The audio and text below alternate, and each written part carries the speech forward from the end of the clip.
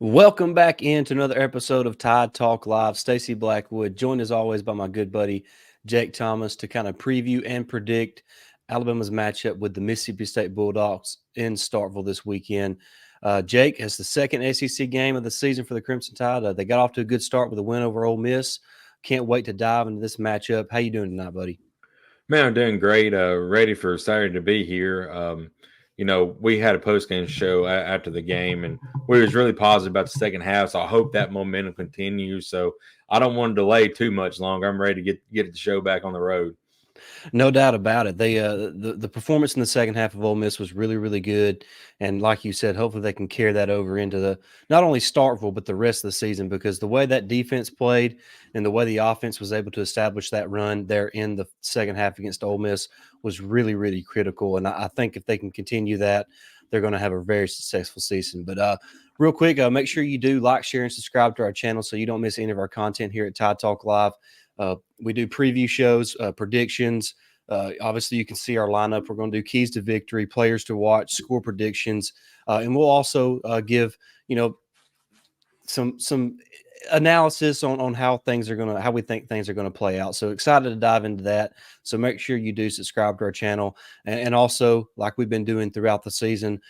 After every game, you can find us on the Bleacher Report app, the mobile app. It's only available on mobile app. So make sure you download the Bleacher Report app. And after every single Crimson Tide game, you can catch us live there on that app. So we would look forward to catching y'all there as well. But all right, Jake, we're going to dive into the matchup now between Alabama and Mississippi State, the Week 5 opponent for the Crimson Tide. We're going to go to our keys to victory like we always do. We're going to start with the Alabama offense, Jake, against the Mississippi State defense. What are the keys to victory for the Crimson Tide this weekend? Honestly, I feel like it's what we kind of established in the second half of Ole Miss. You got to run the ball. Jace McClellan started finding holes. The offensive line started making holes, started dominating in the trenches. Like, they've been talking about all season and have yet to do it yet. They finally did it in the second half of that game. And I feel like we establish the run early and get some quick shots in the passing game to get Jalen Milroe into a feel of the game. And once he's in a feel of the game and he's settled, that's when he starts taking those over the top shots and just starts looking like a more complete, rounded quarterback that we're trying to work him into. So I feel like we need to get the ground game going early on and getting those quick hits when they're needed. Yeah, no doubt. It all starts up front. I feel like we say that every game, Yeah. talking about every matchup, but it's the truth, Jake. It's going to start with that offensive line and how they can not only protect Jalen Milroe in the passing game, but establish the run early.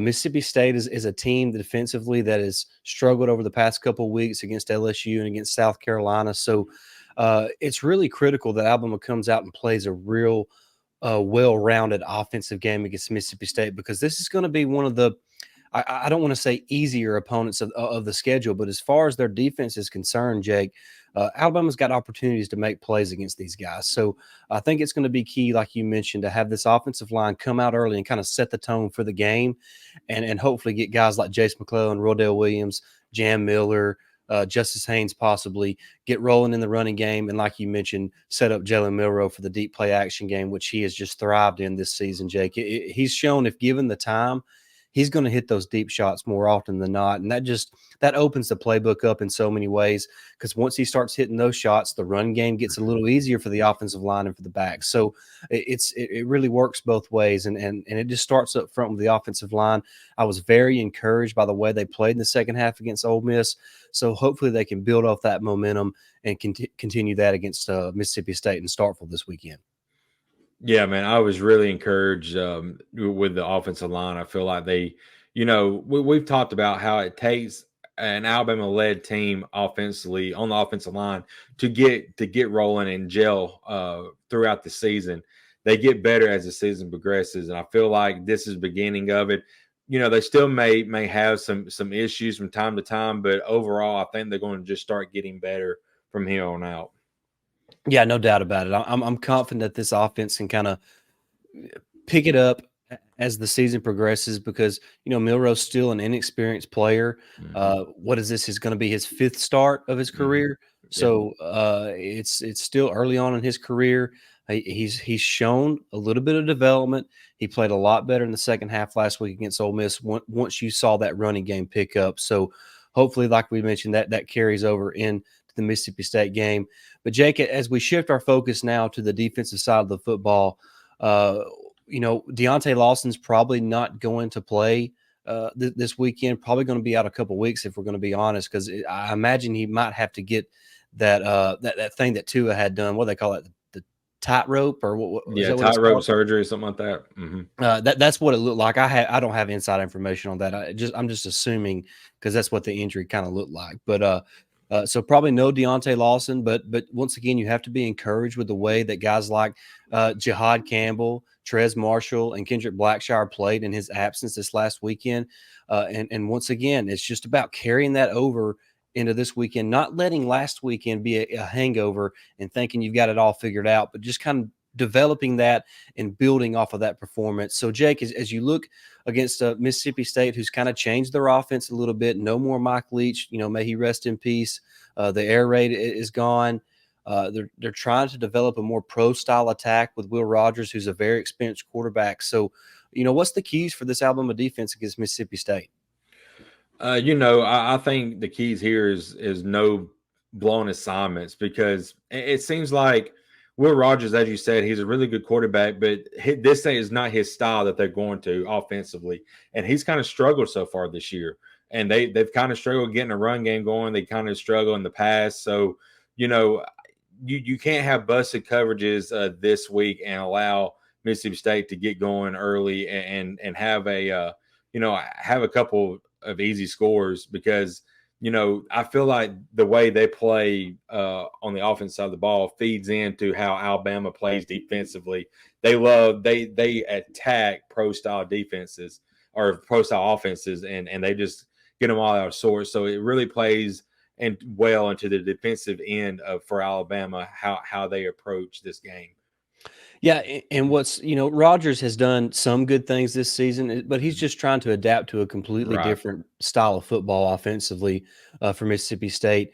They do got a great running back. I can't say it's like Yeah. Joquavius Marks. I know he goes by a different first name, but that is like completely slipped my mind. But Mhm. I think he's like second in the SEC in rushing this season. So he's had a pretty solid start to the season for Alabama or for Mississippi State. And then last week, Griffin, the receiver, he had a big game against South Carolina, over 200 yards receiving. So a guy who did most of that damage from the slot. So Malachi Moore is going to be really important for Alabama this weekend against Mississippi State because I imagine they're going to try to attack with Griffin once again, who leads the team in receiving with 388 yards on the year. So they have some playmakers, Jake. But I'm not sure they have the offensive line that's going to be able to hold up for 4 quarters against this defensive front for Alabama, who's really starting to turn the corner. And I think that's really been the difference for this Alabama defense over the past couple of weeks. Not only the pressure that both Chris Braswell and Dallas Turner have been able to apply from the edge, but guys like Tim Keenan and Tim Smith being disruptive interior players, that's generating more double teams on the inside and leaving Dallas Turner and Chris Braswell on one-on-one matchups. And you got to like your chances when those two guys are on one-on-one matchup with offensive tackles. So the way the defensive line, especially the interior, has played over the past couple of weeks has been huge for Alabama. And if they continue to play that way, like I said, it's going to create more opportunities for a better pass rush from the edge, and that just makes things difficult for the opposing offense. Yeah, I agree, Stacey. We talked about the defensive line and how they needed to make that next step and improve this year to help that defense take that next step and be elite. But I want to go back to something you were pointing out earlier about we're losing Deontay Lawson perhaps for a few weeks, but you know it's funny because you have a leader like him because I mean he was a signal caller for the front seven there and for the defense, but then you have guys like Jaleel Campbell, Trez Marshall who was playing beside him already, but and then a guy like Kendrick Blackshire then come off the bench. You know, I mean, you like my gosh, what does Alabama have all these guys just come at? Because if you lose a star player like that, normally any other team, they're like, my gosh, we got a big gaping hole. But Alabama, you don't. So, I mean, those guys have stepped up in that absence last Saturday and played outstanding. And so losing Deontay Lawson is going to hurt, but the guys to fill his spot is just going to be fine. So, we're Yeah, there. it's crazy. Just kind of building off of your point, Jake, how deep that inside linebacker room is. I mean, you could make the argument that Deontay Lawson has been Alabama's best defensive player this season. Mm-hmm. And I'm not even concerned one bit with him being out right now No. because of the way that Jihad Campbell's played, Trez Marshall and Kendrick Blackshire have played, and they've played a significant amount of snaps so Mm-hmm. far this season. I think that Robert Balla has done a great job, Yeah. and maybe has been the most impactful addition to the entire coaching staff of the offseason. So him and Kevin Steele have both done a great job. The jury's still out on Tommy Rees and how he can kind of rebuild this Alabama offense around Jalen Milroe. But Mm-hmm. I think fans have to be excited with the way Robert Balla has coached the inside linebackers, because I think that has been the turning point for this defense is the level of play from the inside linebackers this season. I think that's really opened up things for everybody else on the defense. Yeah, absolutely, man. This defense is outstandingly good right now. It's scary how good they are, and I mean, we haven't been but just 4 games in, 5 games in yet, and outside of the Texas game, this defense is absolutely legit. Well, and it was just the fourth quarter of the Texas game, Right. Jake. I mean, they Mm-hmm. held Texas to 13 points through 3 quarters. Mm-hmm. And then Texas was able to score 21 points there in the fourth quarter when the defense was basically gassed because of Yeah. either turnovers and miscues from the Alabama offense or just, 3 and outs from the Alabama offense. So, obviously the defense didn't play its best in the fourth quarter. But the fact that they had held Texas to just 13 points through 3 quarters tells me a lot about how good this defense can be. Right. And they're just continue to grow and get better each and every week. So I have faith that they're going to get it done again this weekend. Yeah, I agree, Stacey. I'm not worried about the defense at all, and I'm starting to come around on the offense as well because I know that there's talent there, and they once they get it all together, this team's going to be scary good. I think the same thing is critical for everybody involved, excuse me, with Alabama right now. I think it's critical for the fans, for the coaches, and the players alike to just be patient with this Right. offense. Hmm. Because like you just said, the talent's there, Jake. They Hmm. have weapons, they have playmakers, they have 4 and 5 stars across the board. Hmm. It's just about meshing well, and Tommy Rees doing his job and what he's being paid to do to put those guys in the best position to be successful. I have faith he's going to do it. It's Right. just taking a little bit longer than what most people would have liked. But I have faith it's going to get done. As long as that offensive line continues to improve, I think this offense is going to be just fine by the time the season's over. Yeah, I agree 100%, Stacey. And I think one of the reasons why it's taking so long is it took us a little while to figure out who we're going to go with at quarterback. Now we know who our quarterback is. Now he can start game planning, like you said, around Jalen Milroe and getting him in successful situations.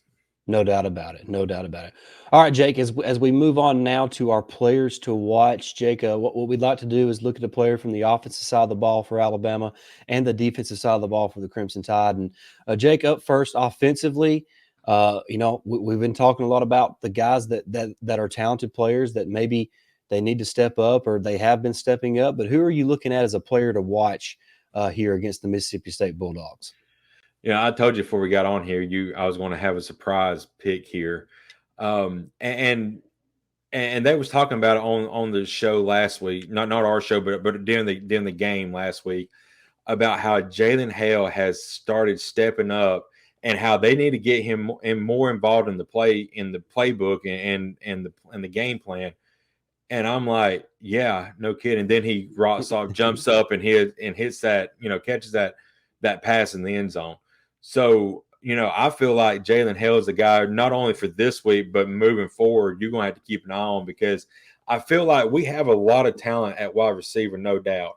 But I feel like it once he develops and continues to develop, he could be that number one option that we're missing from this team this year. I thought it might have been Isaiah Bond. Isaiah Bond's still going to have his and look really good, but Jalen Hale just got that it factor, man. I just feel it. and I feel like he could be that number one option that we're missing. And then if he becomes that number one option this year, just think I mean, he's a true freshman. We're gonna have him 2 more years. It's gonna be playing at the top of his game. So keep an eye on Jalen Hale.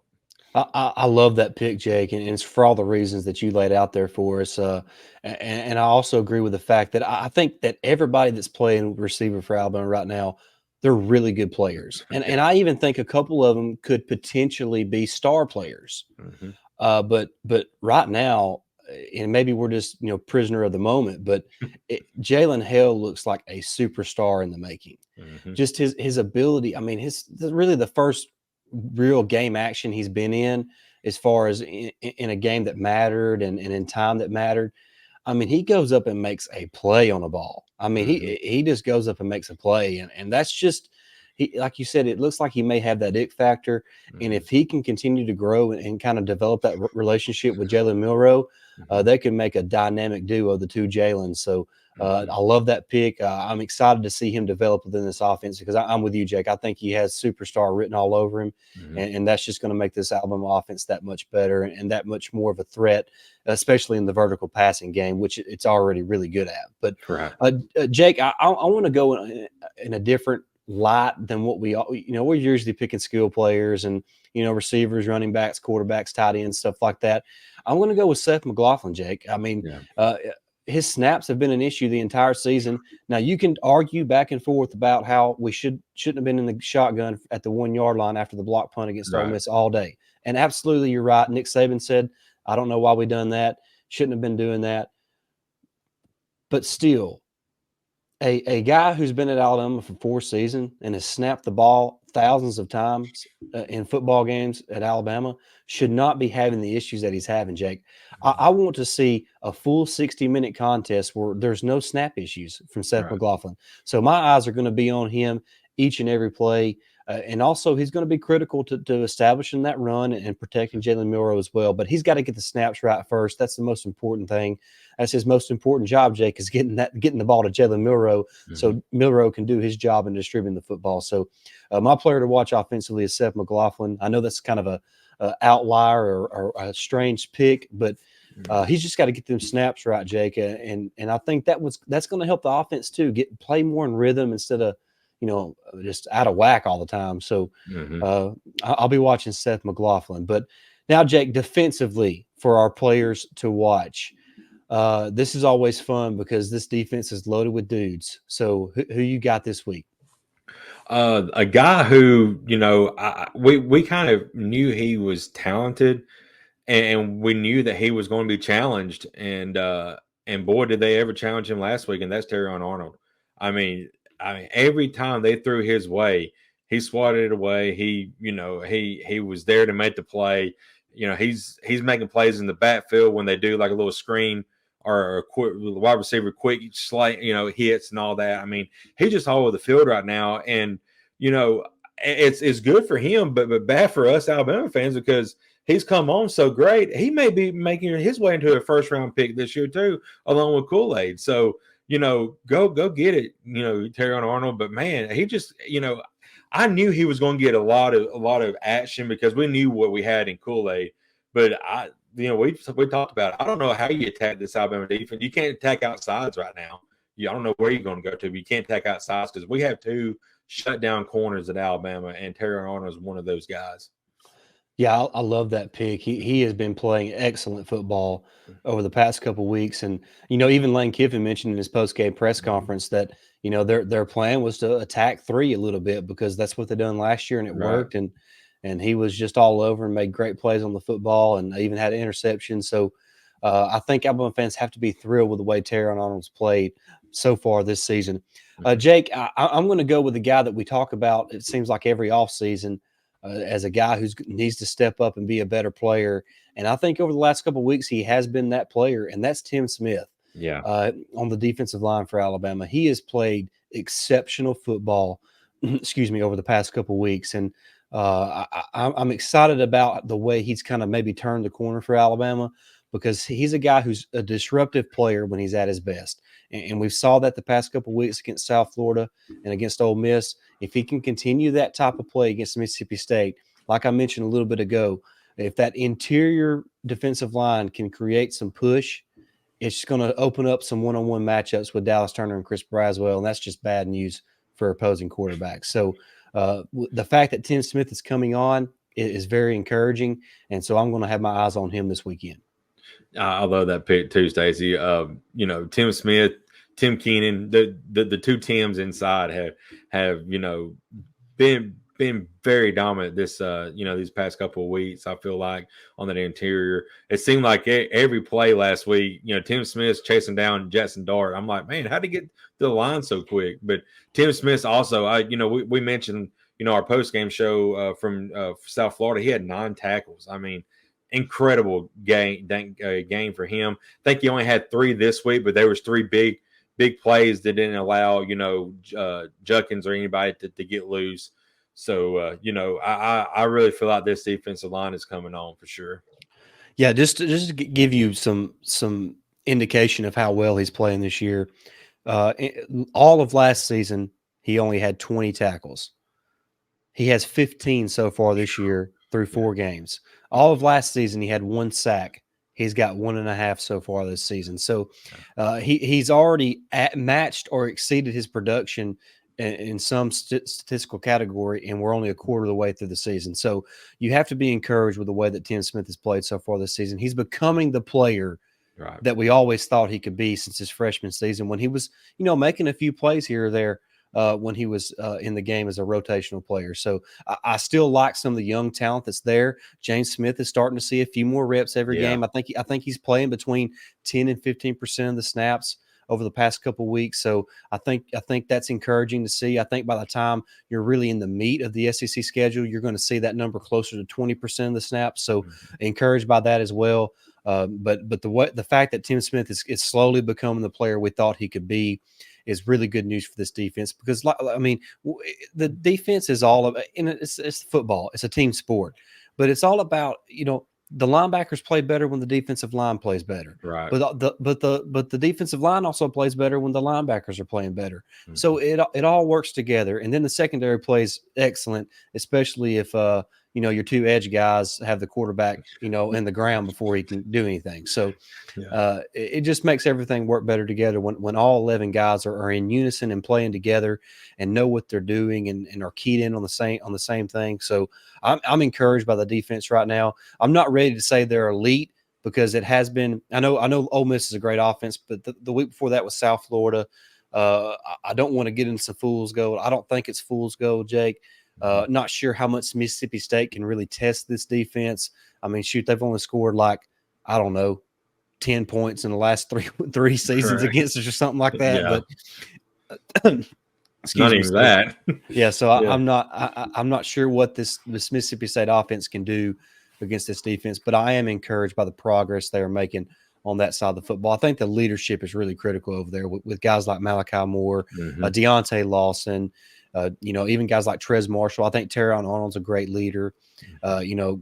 Justin Aboybe, Tim Smith, Dallas Turner, all those guys are really good leaders, and I think that's what is making this group, so much fun to watch.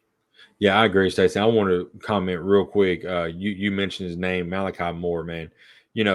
I just can't say enough about that kid. I mean, a big down, and I know it was late in the fourth quarter last week, but they were, Ole Miss was driving to get it within a 1-score game, and it was a 3rd down or 4th down, and I mean they just the gonads on Kevin Steele for calling a double safety blitz, and Malachi Moore come through that line and just absolutely wrecked Jetson Dart. And a lot of people at work, a couple of my buddies were talking about that play kind of reminded them a years past of when Zach Mettenberger was just crawling on his knees after Alabama just leveled him for that whole series and that whole drive back in them days. But Malachi Moore, like you said, leader, and he's having a great season. I'm so glad for him too that he's doing this. No doubt about it. And I don't remember if we mentioned in the post game about how Kevin Steele called that double safety blitz there on that fourth down. I'm so thankful he called that, Jake. I I mean, know. that's what Alabama defense is. That's what it looked like Right. under Kirby Smart. Hmm. That's what it looked like under Jeremy Pruitt. Hmm. That's when Alabama's defense is at its best, when it plays aggressively Hmm. and makes you beat them. Right. They don't just let you just.